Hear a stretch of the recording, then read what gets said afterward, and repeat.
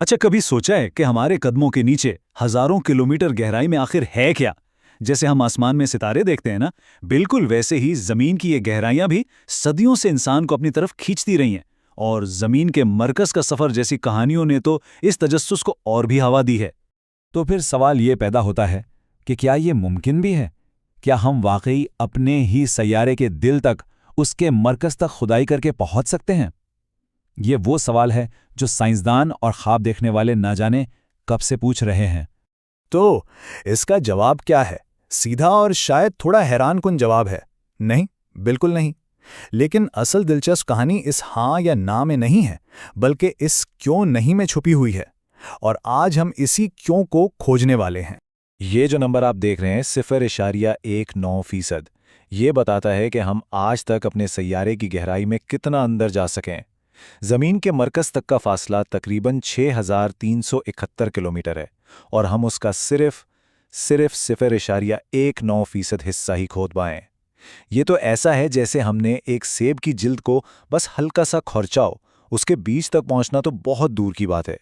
तो चलें, इस वजाहत में हम एक ऐसे सफ़र की कहानी देखते हैं जो इंसान के बड़े बड़े इरादों, हैरत अंगेज साइंसी दरियाफ्तों और उन ज़बरदस्त चैलेंजेस से भरा हुआ है जो हमारे अपने सैयारे के मरकज़ को दूर दराज की दुनियाओं से भी ज़्यादा हमारी पहुंच से दूर बना देते हैं।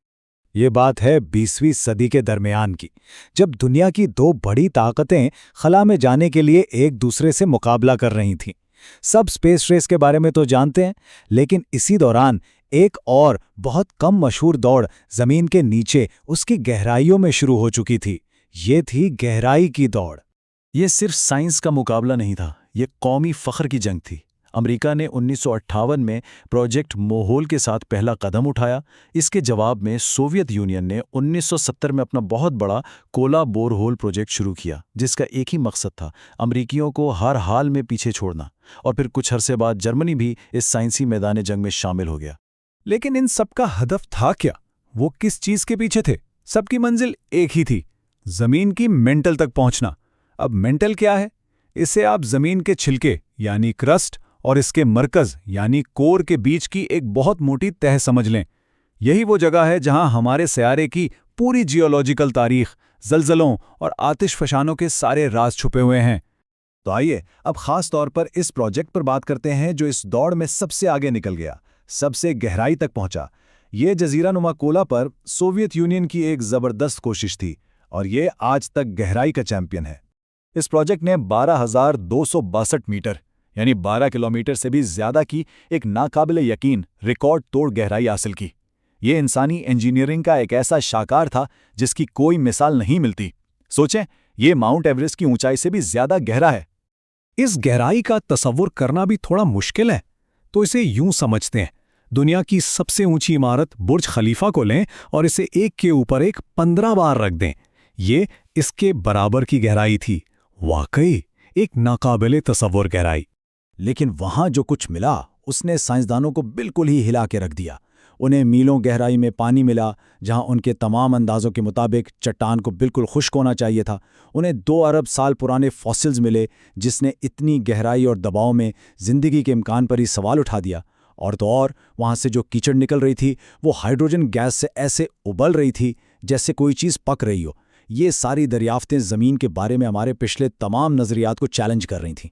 तो फिर ये इतना ज़बरदस्त सफ़र आखिर रुका क्यों? बहुत सादा अल्फाज में, इसलिए क्योंकि ज़मीन ने खुद ही उसका रास्ता रोक लिया। 1992 में जब दर्जा हरारत 180 डिग्री सेंटीग्रेड तक पहुंच गया, जो उनके अंदाजे से तकरीबन 2 गुना था, तो आगे खुदाई करना नामुमकिन हो गया। तो आइए देखते हैं कि ज़मीन की ये मुज़ाहमत कैसी थी। असल में 2 बहुत बड़ी, बहुत ताकतवर क़ुव्वतें हैं जो मौजूदा टेक्नोलॉजी के साथ इतनी गहरी खुदाई को नामुमकिन बना देती हैं। ये 2 नाकाबिले शिकस्त क़ुव्वतें हैं, एक है हरारत और दूसरा है दबाव। ज़मीन के मरकज़ में दर्जा हरारत सूरज की सतह जितना है, यानी 5500 डिग्री सेल्सियस से भी ज़्यादा। कोई भी ऐसी चीज़ नहीं जिसे हम जानते हैं जो इस दर्जा हरारत को बर्दाश्त कर सके। और दबाव वो इतना ज़्यादा है कि उसे तसव्वुर करना भी बहुत मुश्किल है। इस बेपनाह दबाव को समझने के लिए ये मिसाल बहुत ही जबरदस्त है। जरा सोचें कि हर किलोमीटर गहराई पर दबाव इतना बढ़ जाता है जैसे एक टोटू का सारा वजन किसी के नाखून जितनी छोटी सी जगह पर आ गया हो।